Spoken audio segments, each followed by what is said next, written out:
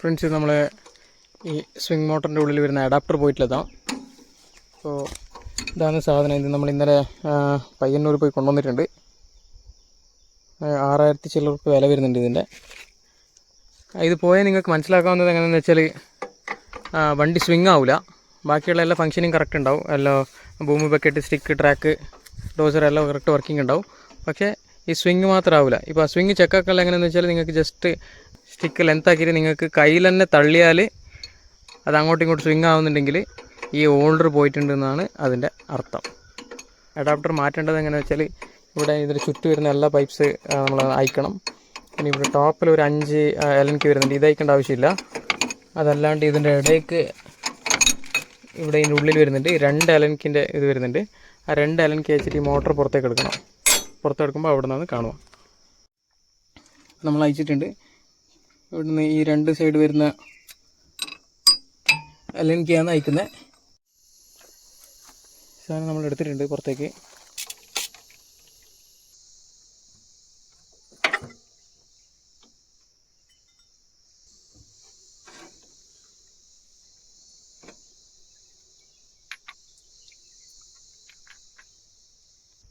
ഇതിൻ്റെ വരുന്ന needle bearings, നടുക്ക് ബുഷ് വരുന്നുണ്ട്.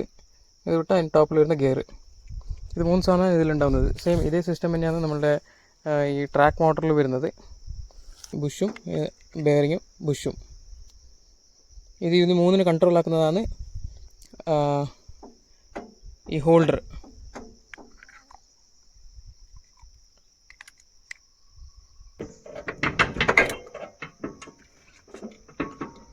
കണ്ട ഇതിൻ്റെ ടീത്ത് കണ്ടില്ലേ?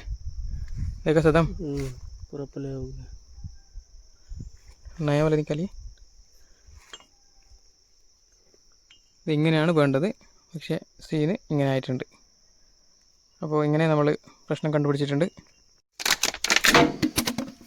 ഇതിങ്ങനെ പൊട്ടിയ സ്ഥിതിക്ക് നമ്മൾ ഡയറക്റ്റായിട്ട് ഇതിലേക്ക് മറ്റേ പുതിയത് ഇരുത്താൻ പറ്റില്ല.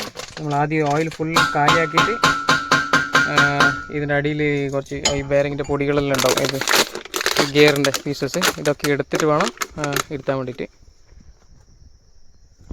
നമ്മളിപ്പോൾ ഓയിൽ കാലിയാക്കുന്ന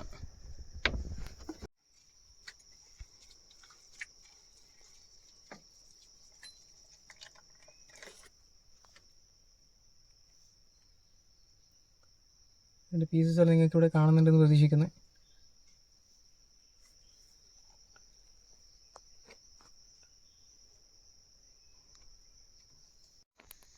ഈ സാധനം ഇരുത്തി കഴിഞ്ഞ് ഇരുത്തുമ്പോൾ അങ്ങോട്ടും ഇങ്ങോട്ടും ആയിട്ടില്ല, ഫിറ്റിംഗ് കറക്റ്റായിട്ട് ആയിട്ടില്ലാന്നുണ്ടെങ്കിൽ വണ്ടി അതേപോലെ തന്നെ ഭൂമി ഒരു സൈഡിൽ നിന്ന് അങ്ങോട്ടും ഇങ്ങോട്ടും ഷേക്ക് ആക്കിയിട്ട് മെല്ലെ തട്ടി ഇരുത്തിയാൽ മതിയേ. ഇതിൻ്റെ ഫിറ്റിംഗ് എല്ലാം ആയി. അഡാപ്റ്റർ ഇരുത്തിയിട്ടുണ്ട്. അതിന് മുകളിൽ തന്നെ ബുഷ്, ബെയറിങ്, പിന്നെ ഗിയർ. ഇതിന് 3 കണക്ട് ആവണം. അങ്ങനെ ഈ ഒരു പ്ലേറ്റ്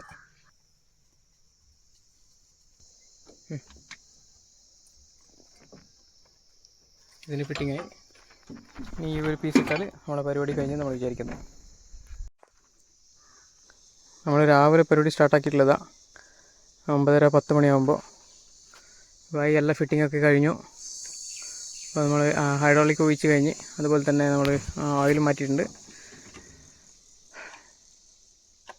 മാലണ വെയിലേ ഇവിടെ, അതാണ് ചെറിയൊരു ബുദ്ധിമുട്ടുള്ള കാര്യം. നമ്മൾ വണ്ടി ഇങ്ങ് വരെ എത്തൂല. സോ ലാസ്റ്റിലാണ് അവിടെ വണ്ടി വെച്ചിട്ടുള്ളത്.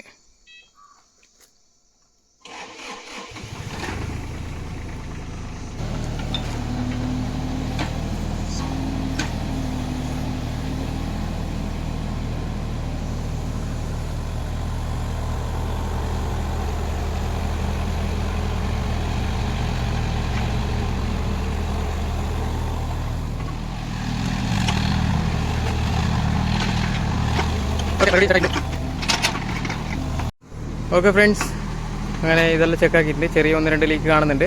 ആ പൈപ്പെല്ലാം ടെസ്റ്റ് ആക്കുന്നതോടെ ഇതിൻ്റെ പരിപാടി കഴിഞ്ഞ്. Okay friends, thanks for watching.